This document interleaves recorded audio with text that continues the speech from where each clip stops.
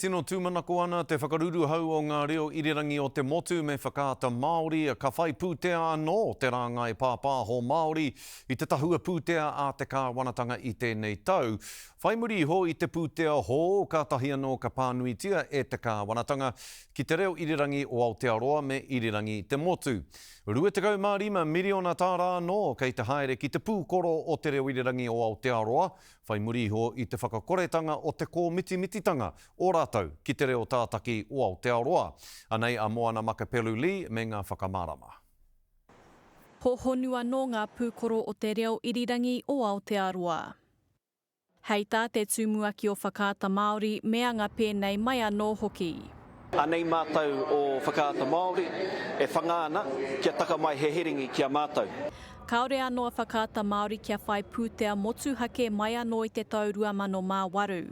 Nā ngā tāmi ahumoni e ai ki a taurima, he iti te 1 miriona tāra tērā i a tau. He 80 miriona tāra kaore anō kia tukuna mai i ngā tau 13. Ahakoa e piki tonu nei ngā nama me ngā utu, kāre anō tētahi paku heneti kia taka mai i te pūkoro o te kāwanatanga kia whakaata Māori. Me te aha he pērā hoki ngā whakaaro o te hea mana o te whakaruru hau o ngā reo irirangi Māori. I nā titero tātou ki ngā whika, i nā whakarite-rite ana tātou i aua whika, mārama te kite i te āhuatanga o te kaikiri.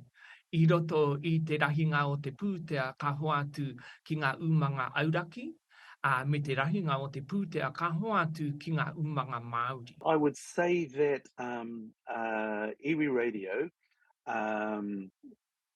will look at the funding for Radio New Zealand and say, what about us? And that's not an unreasonable question, really. Hei tā te minita mō ngā take pāpāho, e piki ana te whakataetai he oe e heke ana te pūtea ki te ao pāpāho.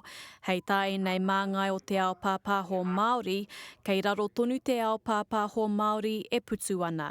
Me whai pūtea hau a whakaata Māori, me he mea e hiahiana ia ki te whāngai i ana kaupapa i ana kai ki te Maria. Me ngā whakaaro nui o te māngai pāho ka kaha ake ngā kaupapa mahi tahi ki te reo irirangi o Aotearoa me irirangi te motu.